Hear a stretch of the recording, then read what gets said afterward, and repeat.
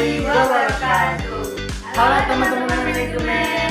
Maka nama saya David Abdullah Madani, di samping kanan saya, Siva Berkamila. di samping kiri saya, Ringo Geni.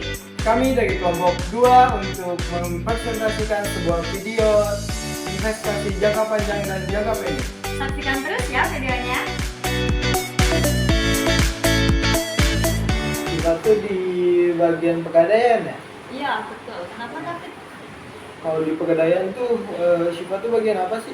Kebetulan aku bagian di administrasi pembelian atau penjualan emas. Oh, Kenapa? Ada yang mau dibantu? itu tuh emas aja apa ada yang lainnya? Oh enggak, bisa juga dengan logam ataupun dan lain-lainnya. Oke. Kalau emas tuh sama logam tuh dia sekitaran berapa tahun ya? 1 sampai 5 tahun kalau jangka pendeknya. Jangka pendek. Halo Siva, Assalamualaikum. Maaf ibu telat. Oke, ibu nggak apa-apa. Bulinggo ini tujuannya untuk kesini ingin menanyakan tentang investasi jangka pendek dan jangka panjang. Gitu ya kan Bulinggo? Iya betul. Kebetulan saya udah nanya-nanya Mas Siva tentang investasi jangka pendek dan jangka panjang.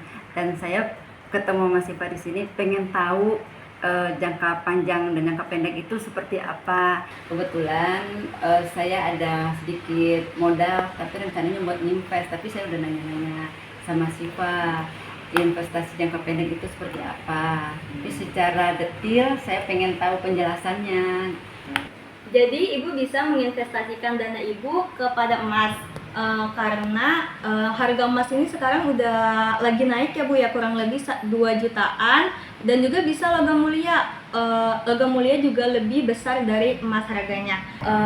Kalau misalkan emas ini udah ada sertifikat aslinya, jadi ibu tidak mudah kena tipu, dan ibu juga bisa beli secara cash di pegadaian ini dan juga bisa kredit. Tapi kalau misalkan ibu kredit cicilannya belum lunas, sertifikatnya tidak akan diserahkan ke ibu, belum diserahkan. Begitu. Oh begitu ya.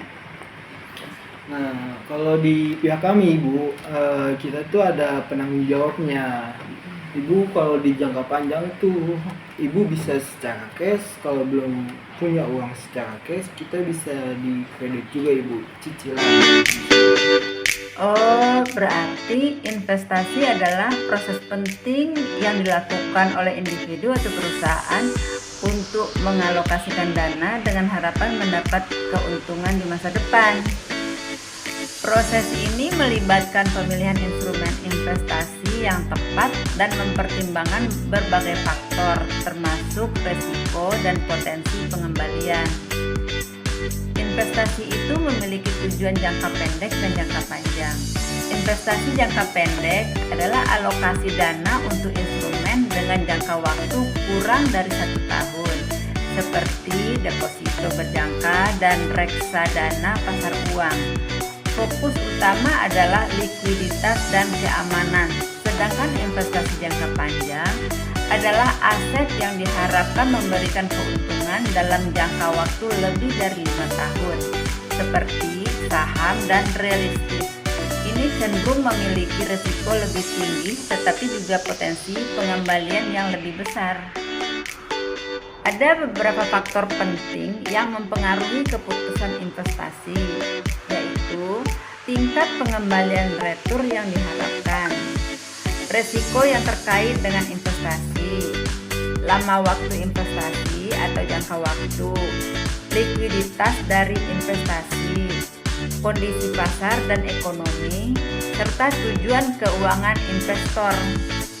Contohnya gini ya Pak David, jika seseorang memiliki uang atau modal 100 juta, maka keputusan investasinya bisa berupa menanamkan di saham, resikonya tinggi, potensi returnnya tinggi, membeli emas lebih stabil, liquid, investasi properti jangka panjang, potensi kenaikan nilai, menabung di deposito aman tapi returnnya rendah.